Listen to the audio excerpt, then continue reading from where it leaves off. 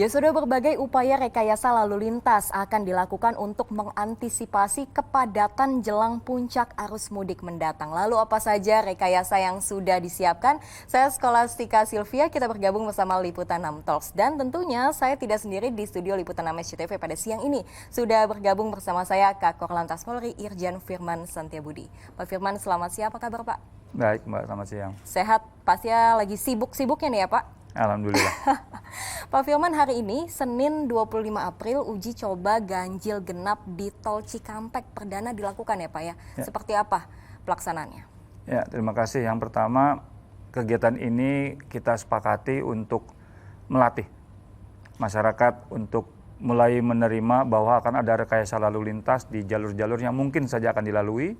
Yang kedua juga ini latihan buat petugas kami di lapangan bagaimana melayani masyarakat yang akan nanti baik terdampak ataupun persiapan untuk mengikuti atau memanfaatkan manajemen yang sudah kita rencanakan. Nah, nanti karena ada kita evaluasi, moga-moga ada terjalin komunikasi dan kebiasaan.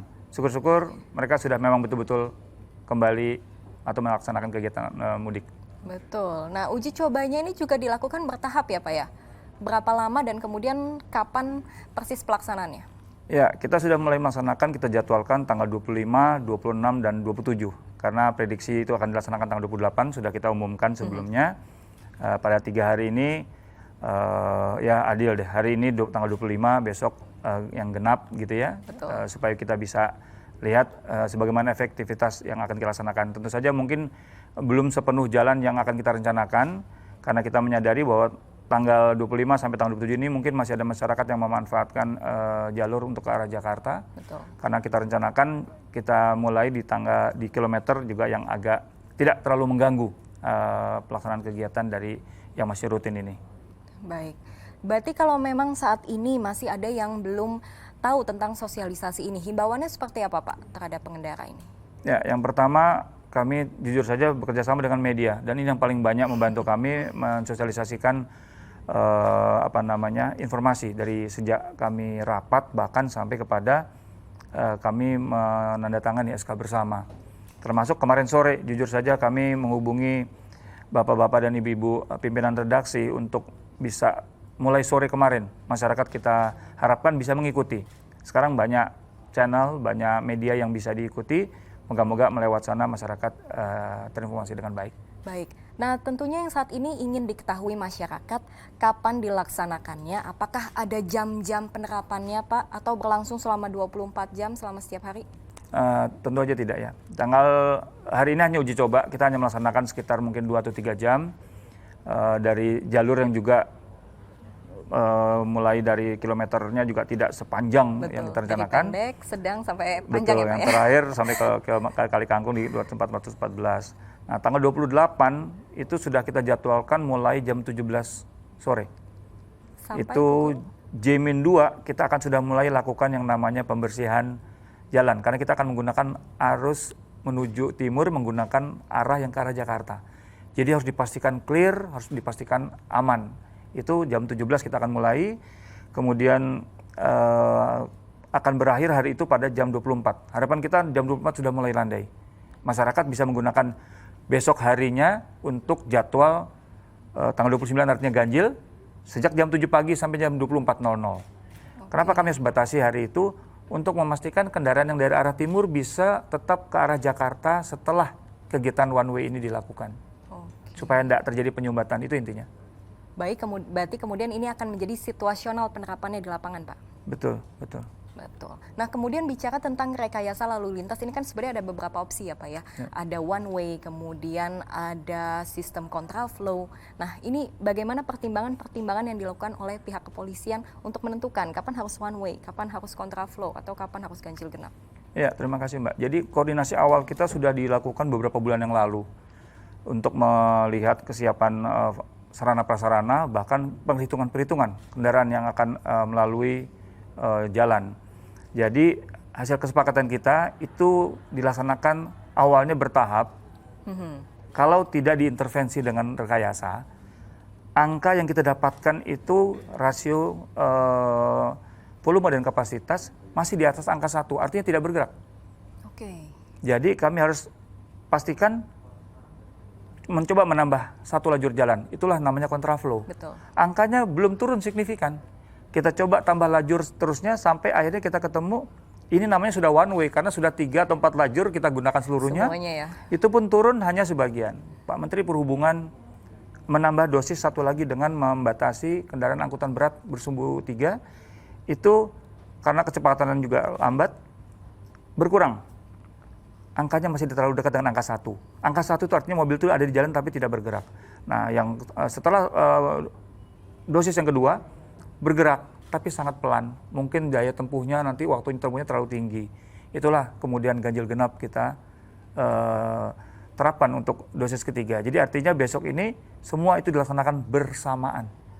Baik. Ganjil genap, one way, dan pembatasan sumbu roda 3. Baik, karena ini memang sifatnya situasional untuk masyarakat yang akan berangkat nih Pak Firman. Apakah mereka harus menyesuaikan plat atau mungkin nggak apa-apa berangkat aja dulu nanti menyesuaikan dengan rekayasa yang diberlakukan nanti di tol? Ya, khusus tanggal 28, 29, 30 dan tanggal 1 kami harapkan kepatuhan dan kesadaran masyarakat untuk komitmen terhadap jadwal yang sudah kita berikan. Nah, silakan nanti diikuti. Saya yakin kalau semua ini sudah diatur dan masyarakat juga ikut menentukan di sana dan pasti karena masyarakat adalah juga subjek yang bergerak di lalu lintas, itulah harapan kita kerjasama. Patuhi saja, ikuti rambutan petugas, insya Allah aman dan nyaman untuk kita bersama. Tapi kemudian ada sanksi nggak Pak untuk misalnya saja ganjil genap seperti itu Pak? Ada sanksi nggak Pak? Ya, akan kita keluarkan dan kita tidak mau ya, kita tidak mau sebetulnya masyarakat harus diberatkan dengan sanksi-sanksi tadi. Kalau kita ingin layani dengan cepat, masyarakat ikut patuh, itulah kerjasama. Iya. Nah, kemudian yang menjadi pertanyaan juga bagaimana antisipasi kepolisian terjadinya kepadatan kendaraan di jalur arteri ketika ganjil genap ini diberlakukan, Pak? Ya, ini sama. Lewat teman-teman media juga kita menyampaikan ketika nanti akan dilaksanakan one way, tentunya akan ada ekses.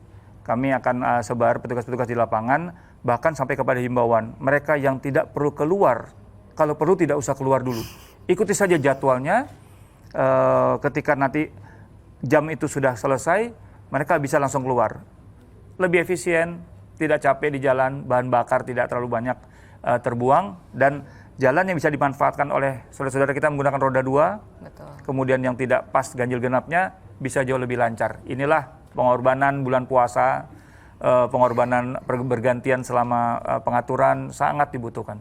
Jadi memang jauh lebih baik untuk pahami dari awal ya Pak ya. Betul. Sudah tahu kapan harus berangkat. Persis. Dan rekayasa lalu lintas yang akan dilakukan. Nah kemudian bicara tentang volume kendaraan tadi Pak Firman sempat menyebutkan rasio-rasio ya Pak ya. Kepadatan kendaraan di jalan tol, kemudian kecepatan. Apalagi yang kemudian ini menjadi pertimbangan-pertimbangan untuk menentukan mana rekayasa yang dinilai efektif untuk mengurai kepadatan.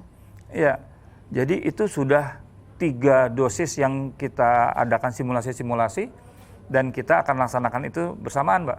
Jadi satu tidak cukup untuk bisa mengurai kemacetan yang ada. Baik, nah kemudian untuk petugas sendiri berapa banyak Pak yang disiagakan? Untuk total data yang kami terima dari Bapak Asops gabungan kita di jalan Polri, TNI, instansi terkait 144.392 personil akan bersiaga untuk membantu melayani masyarakat. Baik, kita nantikan luar biasa. Nah kemudian Pak Firman, Polri ini kan juga diberikan diskresi. Sebenarnya yakin apa sih dari pihak polisian ini bahwa mudik 85 juta warga ini akan berjalan dengan lancar? Ya, sepanjang masyarakat mau patuh, mau tertib, itu semua tergantung dari kepatuhan masyarakat. Kami berada di jalan bukan untuk menghalangi siapa-siapa, tapi membantu melayani masyarakat dengan semua kebutuhan-kebutuhannya. Baik, kalau bicara tentang pengamanan mudik ini kemudian ada berapa dana yang disiapkan Pak? Dana cukup, tapi kalau terjadi kemacetan, cost-nya jauh akan lebih mahal. Oleh karena itu, mari kita tekan cost ini dengan tertib, itu saya kira sudah cukup. Betul, nah kemudian kan yang tentu kita juga ingat terkait tragedi Brexit beberapa tahun lalu yang tentu kita tidak ingin bahwa kejadian ini kembali terulang ya Pak ya. Tentu saja. Pelajaran apa yang mungkin bisa dipetik dari tragedi Brexit untuk kita terapkan pada pengaturan mudik tahun ini Pak? Ya, yang pertama kolaborasi kita dengan seluruh stakeholders harus satu suara. Kemudian kedua, mengikut sertakan, menginformasikan masyarakat. Yang ketiga tentunya disiplin ini menjadi satu kunci karena ada catatan menarik dari beberapa evaluasi yang lalu, dan ini sekali lagi kami tidak menyalahkan pihak mana-mana. Ketika kita harus antri dan kita tidak sabar, lantas itu menjadi penyebab terjadinya penguncian arus. Contohnya masuk ke satu gate tol harus berebut, padahal sudah ada garis umpamanya. Yang kedua, kita harapkan masyarakat mau bersabar ketika dilakukan penyeberangan. Biarkan yang keluar dari kapal itu pastikan kosong dulu, baru silakan masuk. Jadi tidak tergantung pada jumlah kapal, kecepatan loading pada saat mereka keluar dan masuk itu tertib, itu akan menambah kelancaran dan kenyamanan bagi masyarakat semua. Baik, imbauan-imbauan apa Pak yang ingin disampaikan kepada masyarakat dalam kesempatan kali ini? Ya, terima kasih. Yang pertama, siapkan kendaraan dengan baik, siapkan fisik dengan baik, siap tertib, siap patuh, siap untuk konsumsi, siap obat-obatan kesehatan, siap kartu tol yang sudah penuh, siap bahan bakar yang sudah penuh, itu menjadi kunci. Betul, karena Korlantas sendiri sudah siap ya Pak ya? Insya Allah kita akan bersama-sama di lapangan. Baik, semoga tentunya kita harapkan bersama arus mudik tahun 2022 kali ini berjalan dengan lancar, aman, dan sama halnya dengan arus balik ya Pak ya? Sama, tanggal 6, 7, 8 akan terjadi prediksi puncak karena tanggal 9 orang sudah mulai akan masuk.